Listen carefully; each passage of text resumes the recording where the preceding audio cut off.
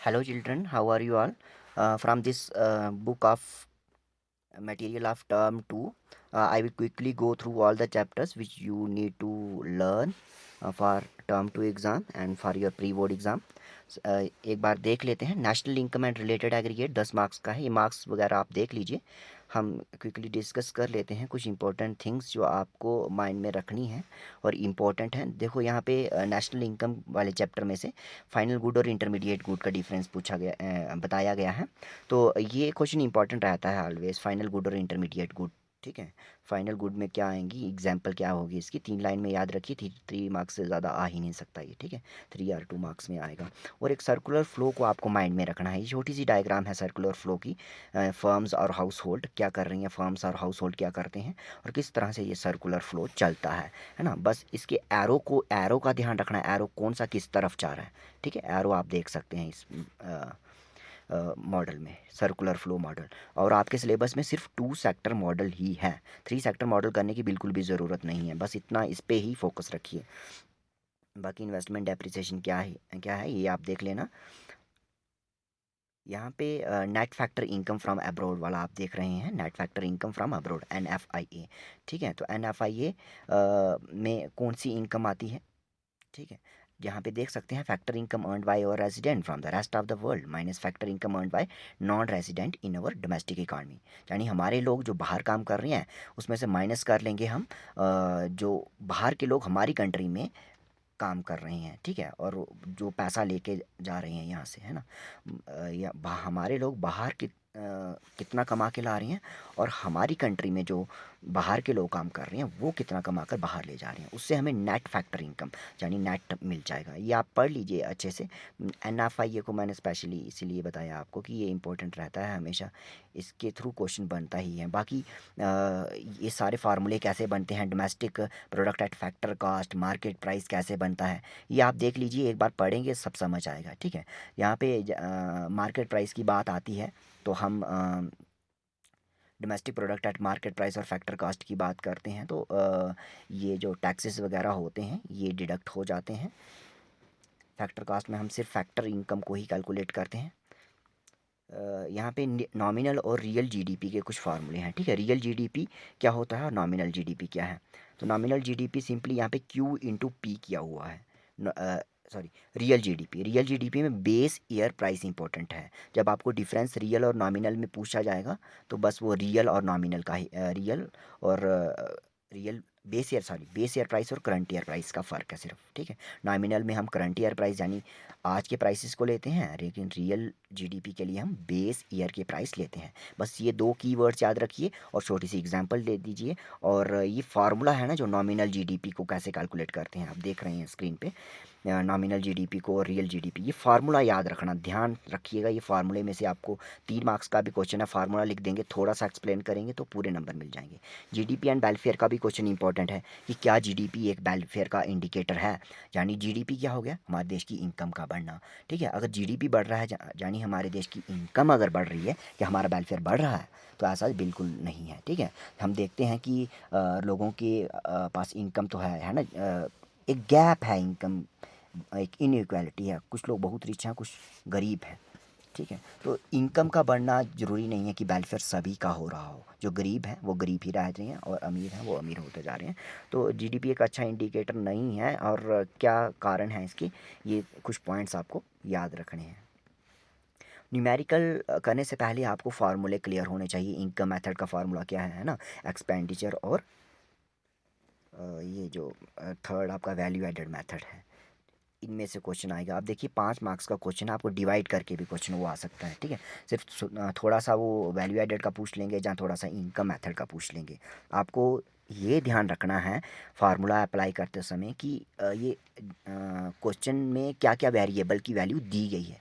जैसे grass domestic capital formation दिया गया है या प्राइवेट फाइनल कंजम्पशन एक्सपेंडिचर दिया गया है, तो आपके फार्मूले के हिसाब से कौन सी टर्म फिट बैठेगी और यहाँ पे कौन सा फार्मूला अप्लाई होगा, वैल्यू एडेड वाला होगा, जहाँ एक्सपेंडिचर मेथड वाला होगा, जहाँ इनकम मेथड होगा। वो वेरिएबल के ऊपर डिपेंड करेगा। जैसे यहाँ पे वेरिएबल दिए गए हैं, अगर वो वेरिएबल इनकम मेथड वाले वेरिएबल में से है तो आप इनकम मेथड अप्लाई करेंगे। ठीक है। इन वेरिएबल का खास ध्यान रखिए और फार्मूला देख लीजिए, बस फार्मूला आपको याद होना चाहिए।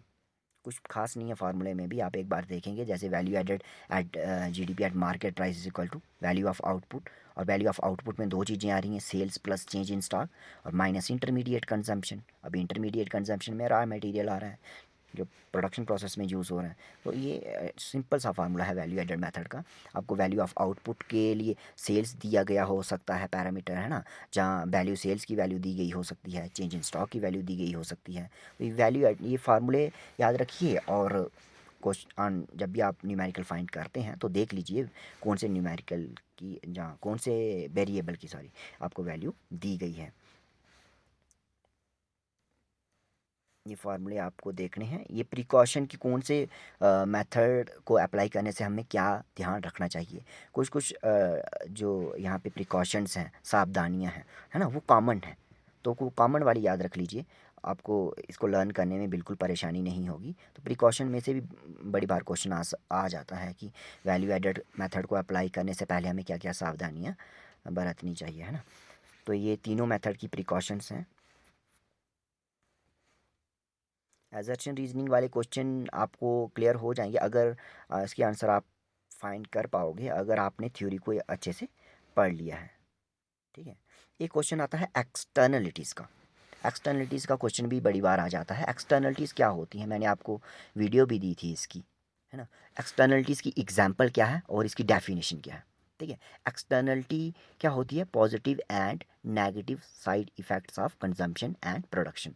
Positive and negative side effects of production and consumption. अब नेगेटिव एक्सटर्नलिटी क्या आ गई यहाँ पे, इन्वायरमेंटल पोल्यूशन। किस आपने अगर आप फैक्ट्री लगाई है उसकी वजह से पॉल्यूशन हो रहा है, तो वो नेगेटिव एक्सटर्नलिटी है, नेगेटिव साइड इफ़ेक्ट है ना।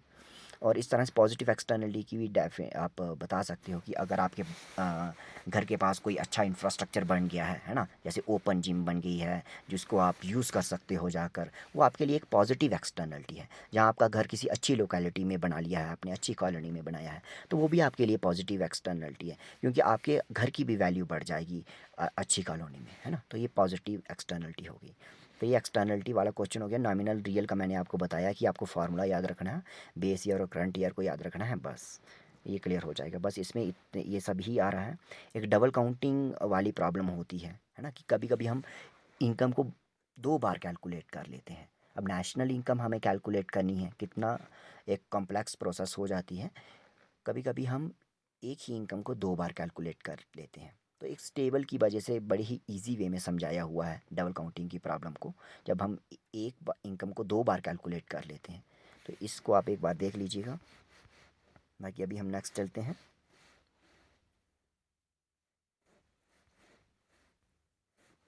ये न्यूमेरिकल्स हैं काफ़ी सारे, जो सॉल्व हैं उनको एक बार सॉल्व करिए, थोड़ा क्लियर हो जाएगा आपको। अब यहाँ पे determination of income and employment 9 marks का ये चैप्टर आने वाला है। तो आपको याद रखना है एग्रीगेट डिमांड के कंपोनेंट्स क्या हैं, सिर्फ कंपोनेंट्स याद रखिए। कंजम्पशन, इन्वेस्टमेंट, ठीक है, government expenditure plus export minus import. आपको टू सेक्टर मॉडल है लेकिन यहाँ पे पूरा दे रखा है तो कोई दिक्कत नहीं है। सी प्लस आई ही आपको याद रखना है, सी आई जी प्लस एक्स माइनस एम याद रखेंगे तो ये पूरी इकॉनमी का हो जाएगा, वर्ल्ड इकॉनमी का। ठीक है। तो यहाँ पे कुछ छोटे छोटे शेड्यूल याद रखिए कि हाँ, इनकम 10 20 30 40 50 बढ़ रही है तो एग्रीगेट डिमांड कितनी बढ़ेगी। जैसे ही आपकी इनकम बढ़ती जाती है तो एग्रीगेट डिमांड भी बढ़ती जाती है ना।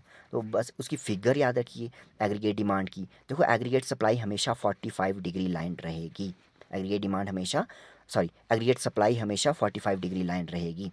तो एग्रीगेट डिमांड आप देख रहे हैं, एग्रीगेट डिमांड ज़्यादा इलास्टिक है, ज़्यादा फ्लैट है एग्रीगेट सप्लाई से। इसकी डायग्राम याद रखिए और शेड्यूल की टेबल की हेल्प से हम कैसे एग्रीगेट डिमांड और एग्रीगेट सप्लाई को बना रहे हैं। जब दोनों एक जगह पे मीट करती हैं तो हमें इक्विलिब्रियम इनकम मिलती है। इक्विलिब्रियम इनकम यानी इक्विलिब्रियम जीडीपी का कुछ भी कह लो आप। ठीक है। कंजम्पशन फंक्शन का देख लीजिएगा, कंजम्पशन फंक्शन, ठीक है, यहाँ पे बताया गया है। दरअसल जो कंजम्पशन फंक्शन होगा उसकी जो लाइन होगी वो कैसी होगी, डायग्राम को एक से दो बार प्रैक्टिस कर लें। कंजम्पशन जो फंक्शन है उसकी डायग्राम कैसे बनेगी, देखो यहाँ पे वैल्यू दे रखी है एक बी की। बी क्या है यहाँ पे, स्मॉल बी। कंजम्पशन फंक्शन यहाँ पे लिख रखा है C is equal to C bar upon B Y. B क्या है यहाँ पे, marginal propensity to consume, MPC। MPC की वैल्यू किसके बीच लाई करती है? 0 और 1 के बीच। ये इंपॉर्टेंट है, ठीक है। MPC की वैल्यू लाई करती है 0 और 1 के बीच। 1 मतलब हम सारी इनकम को कंज्यूम कर रहे हैं, जितनी हमारी इनकम बढ़ रही है हम उसको कंज्यूम कर रहे हैं। Marginal propensity to consume, marginal means additional, ठीक है। तो एडिशनल इनकम जो हमारी बढ़ रही है उस सभी को हम अगर कंज्यूम कर रहे हैं तो बी की वैल्यू 1 होगी। अगर बिल्कुल भी कंज्यूम नहीं कर रहे एडिशनल इनकम को तो बी की वैल्यू 0 होगी। इसलिए 0 और 1 के बीच लाई कर रहा है। इसको मैंने थोड़ा ज़्यादा टाइम इसलिए दिया क्योंकि इंपॉर्टेंट है जी। सी बार क्या है? Autonomous consumption. ऐसे ही सी की जगह कोई ए भी लिखा हो सकता है, तो वो डिपेंड नहीं करता। आप इक्वेशन को याद रखिए, कंजम्पशन फंक्शन की इक्वेशन क्या है। यहाँ पे सेविंग फंक्शन की वजह से हेल्प से भी नेशनल इनकम को डिटरमाइन किया गया है। सेविंग फंक्शन उसकी जो अगर आप उसको इक्वेशन की फॉर्म में लिखना चाहें तो वो कैसे लिख सकते हैं, ये आपको ध्यान में रखना है। अब एक यहाँ पे पॉइंट आ रहा है break even point. Break even point कौन सा होता है ये आपको याद में रखना है।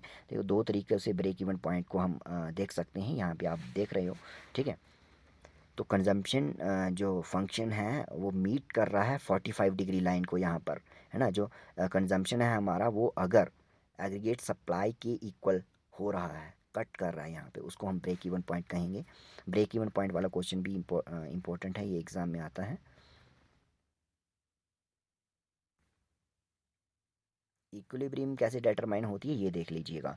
मल्टीप्लायर का क्वेश्चन इंपॉर्टेंट है। मल्टीप्लायर का आप सिंपल टेबल याद रखेंगे, एक छोटा सा टेबल, भले ये याद रखिए जहाँ आपकी जो बुक में है, टी आर जैन है, जहाँ संदीप गर्ग, कोई भी बुक है उसमें से मल्टीप्लायर का टेबल देख लीजिए और फार्मूला मल्टीप्लायर को कैलकुलेट करने वाला, जैसे यहाँ पे k is equals to 1.1 minus MPC, ये फार्मूला है मल्टीप्लायर का। मल्टीप्लायर का फार्मूला और मल्टीप्लायर को कैलकुलेट करने का टेबल, टेबल बनाना भी ज़रूरी है। और राउंड्स उसके कि राउंड कितने राउंड आपने लिए हैं, जैसे 3 राउंड लिए हैं, और फाइनल वो इनकम कितनी बढ़ती है। इकॉनमी में अगर 1000 रुपये की इन्वेस्टमेंट होती है तो इनकम कितनी बढ़ती है, तो वो मल्टीप्लायर होता है, ठीक है, कितना मल्टीप्लाई हुआ। यहाँ पे मैं यही बताऊँगा आगे। एक्सेस डिमांड और डेफिशिएंट डिमांड, ये क्वेश्चन काफ़ी रिसेंबल करता है इन्फ्लेशनरी गैप और डिफ्लेशनरी गैप से, ठीक है। तो आप जब एक्सेस डिमांड और डेफिशिएंट डिमांड पढ़ेंगे तो इन्फ्लेशनरी गैप और डिफ्लेशनरी गैप भी आपको साथ साथ क्लियर हो जाएगा। इसमें से एक क्वेश्चन आना बनता ही है, इन्फ्लेशन गैप और डिफ्लेशन गैप, जहाँ एक्सेस डिमांड और डेफिशिएंट डिमांड से। इसलिए इसकी डायग्राम पे ज़्यादा फोकस करिएगा, ठीक है। इसकी डायग्राम आपने अगर बना दी तो पूरे मार्क्स मिल जाएंगे। डायग्राम सही बना दी, थ्योरी में कुछ भी नहीं लिखा तब भी पूरे मार्क्स दूंगा मैं, ठीक है। हर टीचर देगा, क्योंकि उससे क्लियर हो जाएगा कि आपको पता है इन्फ्लेशनरी गैप क्या है और डिफ्लेशनरी गैप क्या है। इस ऑडियो को आराम से सुन लीजिएगा थोड़ा टाइम लेकर। अब डेफिशिएंट डिमांड और एक्सेस डिमांड के कारण क्या है। डेफिशिएंट डिमांड क्या होगी, यानी इकॉनमी में डिमांड कम है ना, इकॉनमी में डिमांड कम है। अब लोग डिमांड कम क्यों कर रहे हैं, हम डिमांड कम क्यों करते हैं, क्योंकि हमारे पास, हमारी जेब में पैसा कम है, ठीक है, इसीलिए तो डेफिशिएंट डिमांड है। अब इस डेफिशिएंट डिमांड के कारण क्या है, यहाँ पे लिख रखा है reduction in private consumption expenditure, ठीक है। हमारा कंजम्पशन कम हो जाना, प्राइवेट इन्वेस्टमेंट एक्सपेंडिचर का कम हो जाना, गवर्नमेंट खर्च कर रही है जो वो कम हो जाना, हमारे एक्सपोर्ट्स का कम हो जाना, इंपोर्ट का बढ़ जाना। इंपोर्ट बढ़ जाएगा तो हमें पैसे ज़्यादा देने पड़ेंगे ना, बाहर पैसा ज़्यादा जाएगा हमारी कंट्री से, तो उसकी वजह से भी डिफिशिएंट डिमांड हो जाती है। क्यों, अगर पैसा हमारे कंट्री से बाहर जा रहा है तो इट मीन्स हमारे पास नहीं रह रहा है, डिफिशिएंट डिमांड उससे हो सकती है। इंक्रीज इन टैक्स रेट्स, अब टैक्स हमारी इनकम पे अगर बढ़ जाता है तो हमारी डिस्पोजेबल इनकम कम हो जाती है ना। अगर डिस्पोजेबल इनकम कम है तो हम कम खर्च कर पाएंगे। यही कारण है डेफिशिएंट डिमांड के। 3 आप कारण याद रखिए, 3 काजेज़ याद रखेंगे, ठीक है। 3 आपको याद रखने ही हैं, काजेज़ ऑफ डेफिशिएंट डिमांड और consequences of deficient demand. Deficient demand की वजह से होता क्या क्या है, डिफ्लेशनरी गैप है, अंडर एम्प्लॉयमेंट इक्विलिब्रियम है, लॉस ऑफ प्रॉफिट है। तो access demand, deficient demand, inflationary gap, deflationary gap, इसकी आपको डायग्राम देखनी है ध्यान से और उसको प्रैक्टिस करना है। Measures to control excess demand, deficient demand. अब हम एक्सेस डिमांड को कैसे ठीक कर सकते हैं या डेफिशिएंट डिमांड को, उसके लिए मॉनेटरी पॉलिसी और फिजिकल पॉलिसी होती है, ठीक है। ये मैंने आपको बता रखा है मॉनेटरी पॉलिसी और फिजिकल पॉलिसी क्या होती है। फिजिकल पॉलिसी यानी गवर्नमेंट ऑफ इंडिया की पॉलिसी, जिसमें गवर्नमेंट वारो करती है, टैक्सेशन लगाती है ना, एक्सपेंडिचर करती है। और मॉनेटरी पॉलिसी क्या होगी, जिसमें repo rate, reverse repo rate, bank rate, है ना, ये सारे इंस्ट्रूमेंट आपने पढ़े हैं, इनको ऊपर नीचे करके चेंज करके इकॉनमी में इक्विलिब्रियम या स्टेबिलिटी लाने की कोशिश करती है। तो एक्सेस डिमांड और डेफिशिएंट डिमांड इकॉनमी में होती ही रहती है।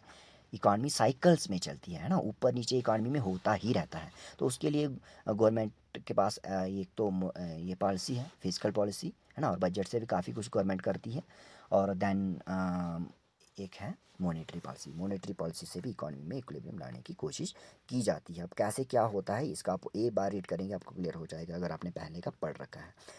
मॉनेटरी पॉलिसी के इंस्ट्रूमेंट क्या हैं और फिजिकल पॉलिसी के क्या इंस्ट्रूमेंट हैं वो आपको रीड कर लेने हैं।